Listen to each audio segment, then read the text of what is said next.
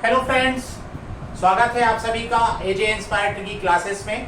और मैं आपके लिए फिर से एक बार मध्य प्रदेश की ट्रिकी जीके लेकर आया हूं। और मैं इस बार आपको मध्य प्रदेश के कला संस्कृति से जुड़ी संस्थाओं के बारे में जानकारी बताऊंगा। बहुत ही सरल तरीके से हमने ये ट्रिक बनाई है, जिसमें हम आपको बताएंगे कि मध्य प्रदेश में कौन कौन सी कला एवं संस्कृति संस्थाएं कहाँ पर स्थित हैं और किस वर्ष इनका स्थापना की गई। ठीक है, चलिए आइए हम देखते हैं इस आसान ट्रिक के माध्यम से मध्य प्रदेश की कला एवं संस्कृति की जानकारी। मध्य प्रदेश कला एवं संस्कृति से जुड़ी संस्थाएं, इसकी ट्रिक जो है, ट्रिक बताने से पहले मैं आपको समझा दूं कि हमने इस ट्रिक को समझाने के लिए कवि और संगीतकार का उपयोग किया है। कवि कौन कौन है? पहले हमारे कवि हैं रामधारी दिनकर, जो कि हिंदी के कवि थे, ठीक है ना। दूसरे हमारे कालिदास जो कि संस्कृत के लिए प्रसिद्ध हैं। और तीसरे हैं हमारे उस्ताद अलाउद्दीन खां, जो कि शास्त्रीय संगीत के लिए प्रसिद्ध हैं। और चौथे हमारे तुलसीदास, जो हिंदी साहित्य के लिए प्रसिद्ध है। ये चीज़ें क्या है, आपको हमेशा याद रहेंगी, इसलिए मैंने इन संस्कृति कला को जानकारी के लिए बहुत ही साधारण तरह से इस ट्रिक को बनाया है, जिससे कि आपको इजीली ये समझ में आ जाए। चलिए आइए अब हम समझते हैं इसे ट्रिक के माध्यम से, ठीक है ना। ट्रिक क्या है? रामधारी दिनकर, जो कि मैंने बताया था, रामधारी दिनकर कौन है? कवि हैं। और वो किस चीज के कवि हैं? हिंदी के।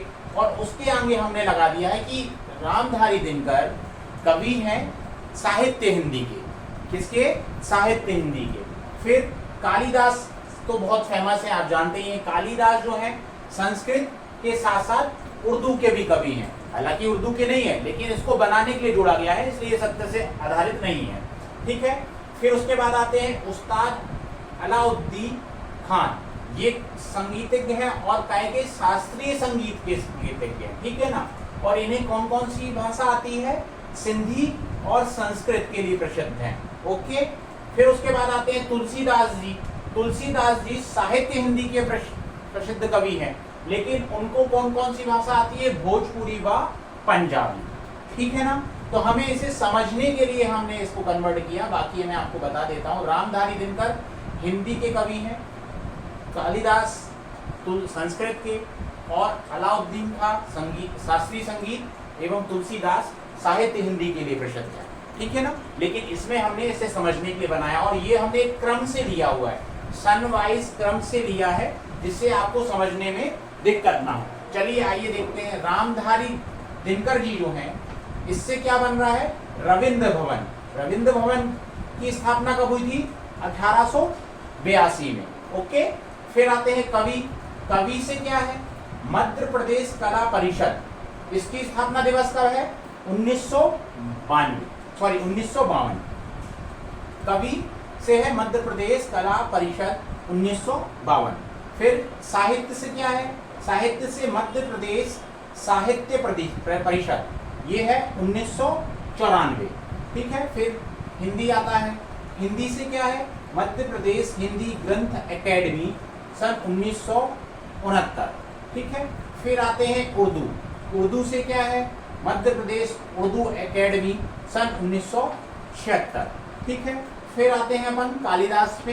कालिदास मध्य प्रदेश कालिदास संस्कृत एकेडमी सन 1977। अच्छा देखिए, अब मैं आपको एक नोट करा दूं। नोट क्या है हमारे पास? कालिदास, ठीक है ना। कालिदास मध्य प्रदेश कालिदास संस्कृत एकेडमी, ये कहां पर स्थित है? एकमात्र ऐसी कला संस्कृति से जुड़ी संस्था है जो कि उज्जैन में स्थित है। बाकी मैंने आपको इस वीडियो में जितनी भी संस्थाएं बताई हैं, वो सब भोपाल में ही स्थित है। और कभी भी ऐसा क्वेश्चन आता है कि कला परिषद कहाँ स्थित है? भोपाल, ठीक है ना। साहित्य परिषद कहाँ स्थित है? भोपाल। तो ऐसा किसी भी प्रकार का क्वेश्चन आएगा जो कि संस्था से जुड़ा होगा, वह कहाँ पर है? ज्यादातर भोपाल में है। चलिए ठीक है ना। अभी हमने आपको इस बोर्ड में बन नहीं रहा था, तो हमने सिर्फ अभी आपको कालिदास संस्कृत एकेडमी तक का ही बताया है, ठीक है। अब इसमें डिफरेंस क्या है? देखिए, रविंद्र भवन की जो शुरुआत हुई थी, या स्थापना हुई थी 1882। ठीक, उसके बाद अगर हम कला परिषद और साहित्य की बात करें तो इनमें सिर्फ 2 का डिफरेंस है। आपने रीजनिंग तो पढ़ी होगी, रीजनिंग पढ़ी होगी ना। सन 1952 में अगर हम 2 प्लस कर देंगे तो क्या बनेगा 54, ये वाला 2 प्लस कर दीजिए, याद रखने के लिए मैं बता रहा हूं आपको, ठीक है ना। अब जैसे मान लीजिए हम अगर 1954 के बाद क्या आता है, जो मध्य प्रदेश कला परिषद की स्थापना 1952 में हुई, हमने 2 जोड़ दिया तो साहित्य की स्थापना हो गई, साहित्य परिषद की स्थापना 1954 में हो गई, ठीक है ना। अब हमने ये 5 और 4 जोड़ दिए तो क्या बन गया 9, 5 और 4 जोड़ दिए तो क्या बन गया 9। तो हिंदी ग्रंथ एकेडमी की स्थापना कब हो गई 1969 में हो गई। बताइए, ऐसे ही करते हैं ना रीजनिंग का सवाल, कोई गलत तो बताया नहीं मैंने आपको, ठीक है। उसके बाद हम क्या करेंगे, यहाँ जाएंगे 69 से सिर्फ इसमें हम जोड़ देंगे 7, ठीक है ना, 7 जोड़ देंगे। अगर मान लो हम ये 1 और ये 6 जोड़ दें तो 7 जुड़ रहा है। तो उर्दू परिषद एकेडमी की स्थापना कब हुई 1976 में, ठीक है। इसमें फिर हमने 2 जोड़ दिया, सॉरी 1 जोड़ दिया इसमें हमने, तो कालिदास संस्कृत एकेडमी की स्थापना कब हो गई 1977 में हो गई। इसी तरीके से आपको इन सन को भी किसी न किसी तरीके से रीजनिंग के प्रश्न पर कुछ गुणा भाग लगा के जोड़ लेना है। और वैसे भी मैंने आपको ये सीक्वेंस से बताया है, तो मेरे ख्याल से तो आपको डाउट नहीं होना चाहिए। चलिए इसके आगे का मैं आपको बताता हूं, जस्ट वेट करिए। चलिए आगे का देखेंगे। हमने कैसे बताया था आपको कि रामधारी दिनकर कवि हैं किसके, साहित्य हिंदी के, कालिदास हैं संस्कृत के और उर्दू के, अलाउद्दीन खां जो है शास्त्रीय संगीत के लिए प्रसिद्ध है ना। अलाउद्दीन खां जो है, उस्ताद अलाउद्दीन खां शास्त्रीय संगीत के लिए प्रसिद्ध थे, ठीक है। और ये जो प्रसिद्ध थे कहाँ थे, पूरे भारतवर्ष में प्रसिद्ध थे। मैंने इसमें लिखा नहीं है, फिर भी आपको मैं बता देता हूँ कि जो अलाउद्दीन खां थे वो क्या थे, पूरे भारत में प्रसिद्ध थे। किसके लिए, सिंधी एवं सांस्कृतिक भाषा के लिए, सिंधी और संस्कृत भाषा के लिए अलाउद्दीन खां जो कि पूरे भारत में प्रसिद्ध थे, उससे बनता है भारत भवन, ठीक है ना। फिर सिंधी, मैंने आपको बताया सिंधी भाषा के लिए प्रसिद्ध है मध्य प्रदेश सिंधी एकेडमी, संस्कृत मध्य प्रदेश संस्कृत एकेडमी, ठीक है ना। फिर तुलसीदास आएंगे, मध्य प्रदेश तुलसी एकेडमी, ठीक है ना। फिर आएंगे हम भोज मध्य प्रदेश भोजपुरी व पंजाबी भाषा एकेडमी, ठीक है ना।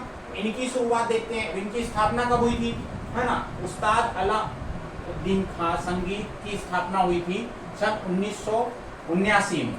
भारत भवन की स्थापना हुई थी सन 1982 में। मध्य प्रदेश सिंधी एकेडमी की स्थापना हुई थी सन 1984 में। मध्य प्रदेश संस्कृत एकेडमी की स्थापना हुई थी सन 1985 में। मध्य प्रदेश तुलसी एकेडमी की स्थापना हुई थी 1987 में। और भोज एवं पंजाबी भाषा की स्थापना हुई थी 2018 में, ठीक है ना। तो इस वीडियो में मैंने आपको मध्य प्रदेश कला संस्कृति के बारे में बताया, जिसमें कि आप तुलसीदास के बारे में जानते होंगे। तुलसीदास जी ने रामचरितमानस की स्थापना की थी और हनुमान चालीसा भी की रचना की थी। इसी तरीके से जो कालिदास जी थे, कालिदास जी थे ये नवरत्न में से आते थे। नवरत्न मतलब ये चंद्रगुप्त द्वितीय गुप्त काल के नवरत्न में से एक थे, जिन्होंने 3 नाटक, 2 महाकाव्य और 2 खंडकाव्य लिखे थे, ठीक है ना। चलिए अब देखते हैं ये जो कालिदास जी थे ये किसके थे, गुप्त काल के चंद्रगुप्त द्वितीय के दरबार में नवरत्न में से एक थे, है ना।